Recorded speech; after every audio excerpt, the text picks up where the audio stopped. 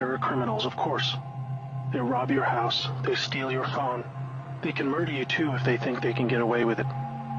We have all experienced criminals in one way or another. Criminals, as we know, are those who choose personal gain over the rights of others and have no regard for the law. But here is where you need to expand your thinking. Criminals can also succeed in business and politics and can be elected as our leaders. If a criminal became the president, imagine what they could achieve. They could use the full weight of their executive power to commit much larger crimes and ensure they and their friends were enriched to the fullest extent possible. A criminal president could create alliances with other criminal presidents and then collaborate on more global criminal activities. Anything goes. Drug running, human trafficking, whatever makes the big bucks. The 20th century was turbulent with war, economic disaster, famines, and displacement. We have always accepted these things as just human nature and simply the way the world works. Something inevitable and due to the weaknesses of human nature that drive us to these actions. This is where we were all tragically wrong. You are not a criminal. I'm not a criminal. So how can we just assume that it is human nature that is driving all this pain and misery? What if it wasn't human nature at all, and as a result of something more deliberate?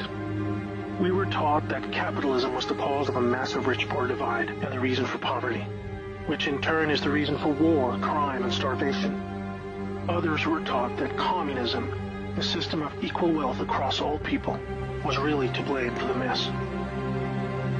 But you see, folks, it is none of these things. It is not our nature to fight and be racist. It is not in our nature to rob from others. What you must learn is that it was the criminals all along. Yes, they got power. More power than a criminal should ever have. They rose to the top of media companies that control our news and entertainment. They ascended to the top of the banking system, also to the Oval Office, to Brussels, to the Vatican, to the Crown. They crept in quietly. They became leaders of agricultural companies who have control over our food supply. Also big pharmaceutical companies, the ones we trust to help us when we're sick. Nobody stopped them, and they just recruited more criminals to help them. First, they accumulated the world's wealth. They invented a system of money called central banking, which lends money to governments with interest, placing countries into eternal debt. People's wealth got less. Their wealth got more. Much more. When a criminal is already as rich as they can get, then protecting their ill-gotten gains becomes the priority. Angry citizens tired of being poor are a major obstacle and can revolt if they suffer enough. The criminals needed to prevent this. So they diverted attention to the last remaining competitor, the people of the world. You and me. We were not happy being ruled by criminals and having to work 3 jobs just to survive. They know we won't accept it. So they use their control of the media to set black against white, woman against man, young against old, Muslim against Christian.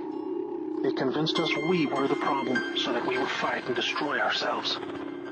To get it done faster, they attacked all aspects of humanity that make us strong. Like family, using their influence over culture, they popularized lifestyle choices that led to a surge in broken homes, lost youth, and substance abuse. I could talk all day about how else they deliberately weakened us, and it would turn your stomach. We were just trying to get on with living. So where are all the good guys? Good people just want to get married, have kids, make a living, and enjoy their liberty. Well, there were good guys. Many. One became the President of the United States in January 1961. He knew about these criminals and wanted them gone. He knew their intentions for us all, and he wanted to fight them. Sadly, he had no idea how powerful they had become. Reagan also had good intentions for the American people. He knew this criminal mafia controlled almost everything by the stage, including the powerful rogue intelligence agencies. His economic policies were promising, but the criminals needed a weak America to hold on to their power. Reagan was shown with a bullet that a growing U.S. economy and prosperous citizens were not what the criminals wanted. It was looking pretty grim for good people. Every time someone wanted to stand up and do the right thing, they got stopped. Were we ever to be freed? These criminals are also known as the Deep State, or Cabal, because of how they control things behind the scenes. Every president after Reagan was one of these Deep State criminals, and their empire got even stronger. With each bad president came new depths America and the world would sink. The world collapsed into darkness. Do you need me to tell you how? Destroyed factories, declining job numbers, sicker people, opioids, destruction of Iraq, Syria, and Yemen with pointless war, displacement of people into Europe, ISIS, terrorism, collapsed governments, poverty, and genocide. Total misery. Do you think that was inevitable? Hell no. Well, here is where things start to take a new turn. When the full picture comes to be known, it will forever be regarded as the greatest story ever told. Well, here is the top line. Some good people still held positions of power. They valued humanity and the rule of law. While the criminals discussed their game plan at the annual Bilderberg meetings, the good guys were making plans of their own. The information age was coming to change history forever. As the internet flooded into every home and appliances became smarter, and when people started carrying tracking devices, an opportunity to put an end to criminal control over the world was emerging. We became connected, trackable, and surveilled. But so did they. They became dependent, just like we did, on email, SMS, instant communication. It made crime much easier, but it also put them on a grid that, if accessed by the right people, would expose their crimes to the public and end their iron grip on us once and for all. In this new age of information, it was thought that the military should also have its own intelligence agency to focus on cybercrime and espionage. They called this the NSA, the National Security Agency. Here we had every phone call, email, and text from every device stored and archived. Whether it be someone making a doctor's appointment or the Deep State setting up a massive heroin purchase from the Taliban. In the right hands, it would be enough information to expose the entire sinister criminal plot to rob us blind and wipe us out. Hold that thought. Now I need to explain the plan. The good guys were devising a plan to reclaim the world from the cabal and return it to the people.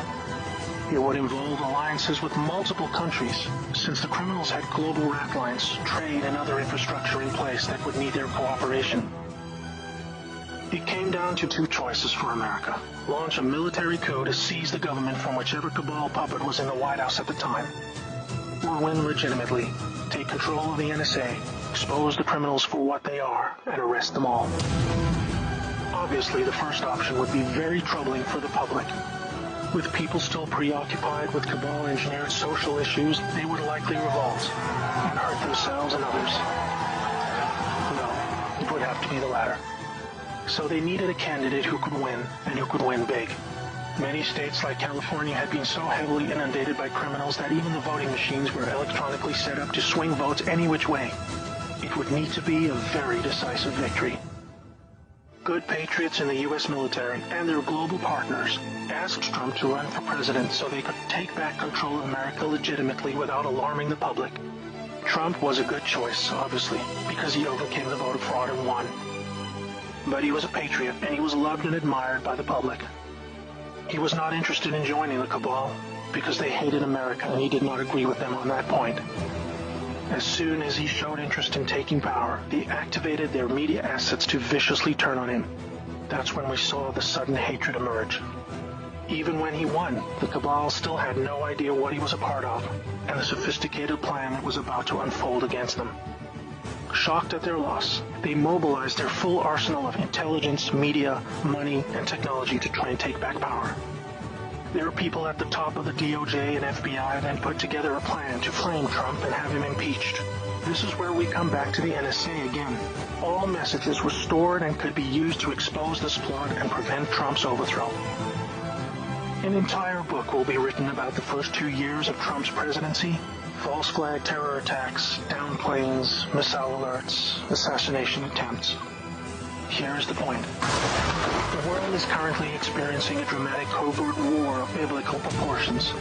Literally the fight for Earth between the forces of good and evil. I can't put it in simpler terms, but I can say it appears the good guys are winning.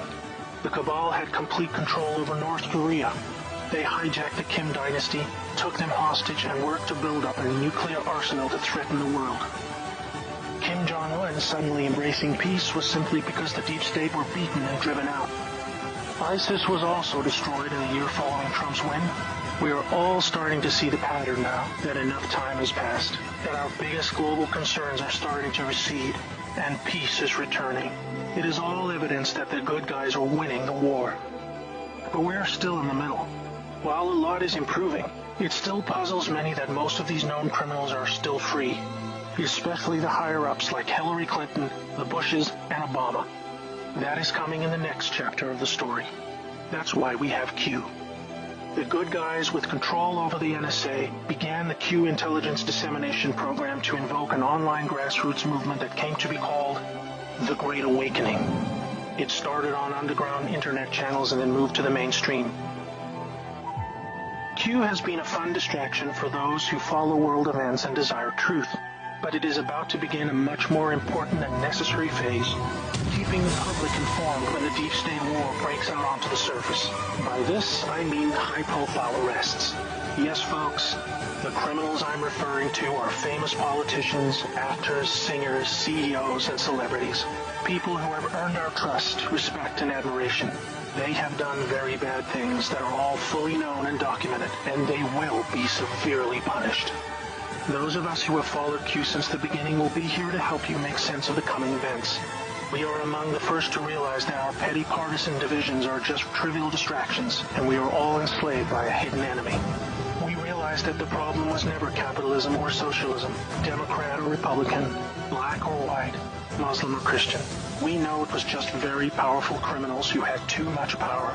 Fellow slaves, it's time to buckle your seatbelt, recognize your true enemy, and embrace a new future that we all owe to the brave patriots who risked their lives to achieve this victory against the greatest force of evil the world has ever known. May God bless America.